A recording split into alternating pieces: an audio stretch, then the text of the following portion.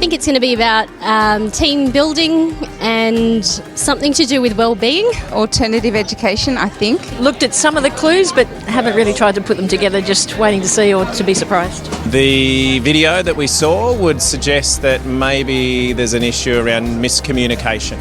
Sphere is roundedness, something complete, I don't know. No idea what sphere is, absolutely none. Welcome to the Design Challenge. Essentially, this is where we're going to solve a real-world problem in the space of a day. And the process that we take you through is one of human-centred design. This process involves you empathising, problem framing, brainstorming and prototyping.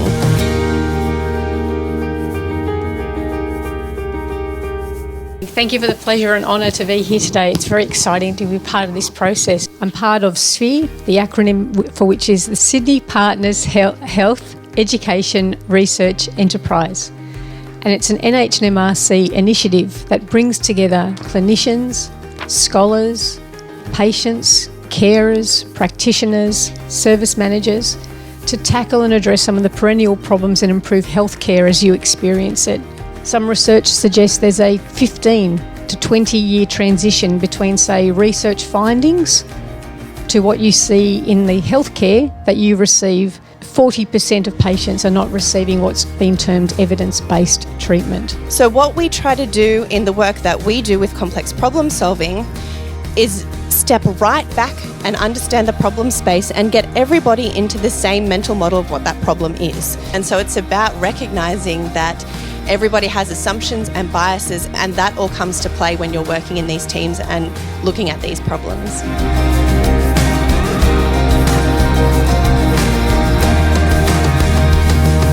This isn't exactly what I expected to be doing today. At this stage, still unsure exactly what the problem is, and probably used to having a problem clearly stated and maybe getting some idea of what the solution looks like before we sort of start. So we've got an idea that it's around healthcare. I don't have much experience in this area, and a lot of our team members don't as well, so it's kind of out of our area of expertise, but doing our best with our own personal experiences and knowledge that we have to date. We thought we were heading in one direction, but after going through this process and evaluating, we've decided that we've come up with a different problem to the entire scenario. We found that the process has allowed us to challenge the way we might think about solving this particular issue and try and come up with solutions which are in essence perhaps a little bit different from the perspective we might usually take. Look, I think their problem is really quite complex, and I think what they'll receive at the end of it is lots of different ideas. From our perspective, we really want to concentrate on that patient care and that holistic part for the patient, so we hope that's really will gain some traction for Sphere. To have different ideas, different people coming from different areas within the school, I think it just adds value and richness to what everyone's ideas are. The techniques that we're using is very helpful. I can see putting some of this stuff into my classroom.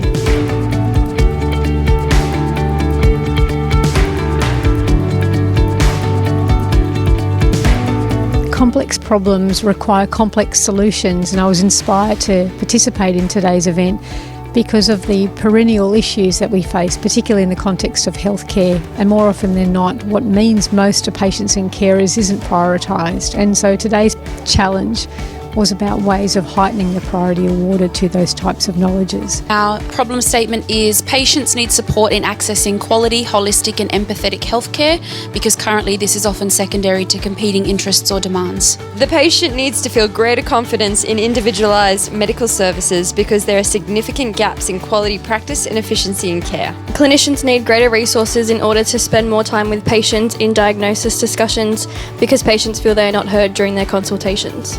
I chose to be involved today because we often approach these issues in the same old tiresome ways and with limited effect. And for that reason, we need to think further afield. We need to harness the expertise beyond the usual suspects. So I'm hoping that some of the great ideas, the brilliant ideas they come up with today will be the seeds for future research projects to further the cause.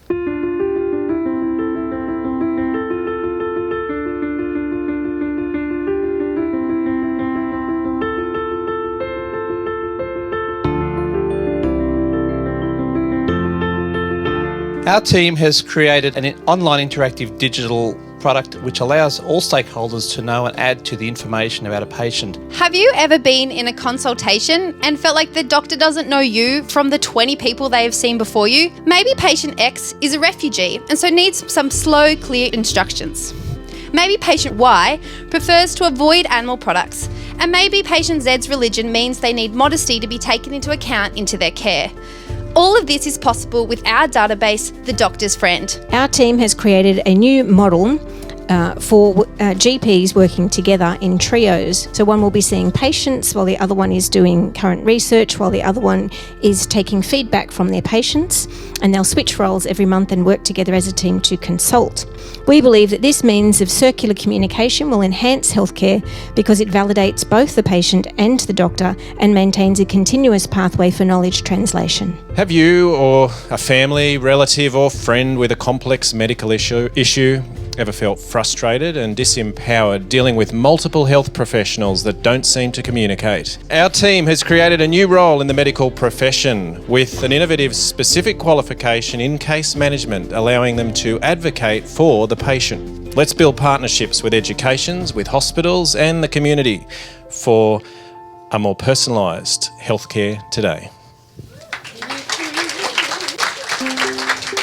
I loved the idea that we were opening with a big problem and then having an open-ended pathway through that was a really exciting way to apply what we could use in the classroom. My students would enjoy the structure of the program. Often when you sort of sit them in groups, they can be very lost, I suppose, and depending on personalities in groups, they can get stuck. Forcing them to go through the process, I think, would open their eyes to different aspects of the problem-solving process. I think that's good for students to see that there possibly is several ways of solving a problem, not just the one. I think it's always hard when you're trying to work with a team and you've got to really embrace everyone's ideas. We found we were often combining ideas and coming up with a merge of ideas, I suppose, that in the end was our best possible outcome. Using movement as a way of generating idea, it gelled with me to be able to build that into as part of a normal strategy within the classroom. I think would be quite a useful tool. Having a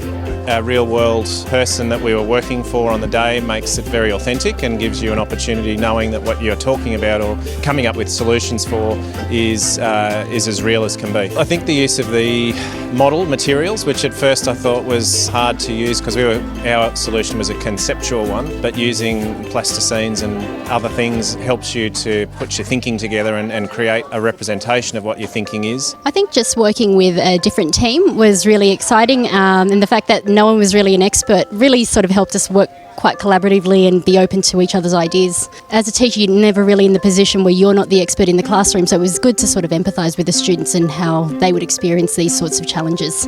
I think often as we get older, we forget that learning is about the process. It's about the sticking and the gluing and the negotiating and the working it out. It's not so much about the product. In high school, we sometimes become a bit obsessed with the product, with what that piece of writing is going to look like. That's not the learning. I suppose today's message is that our learning is really about the process. It's about the gluing and the sticking, the negotiating and the thinking and the rethinking and the casting aside of ideas, not the perfect product that we come to at the end.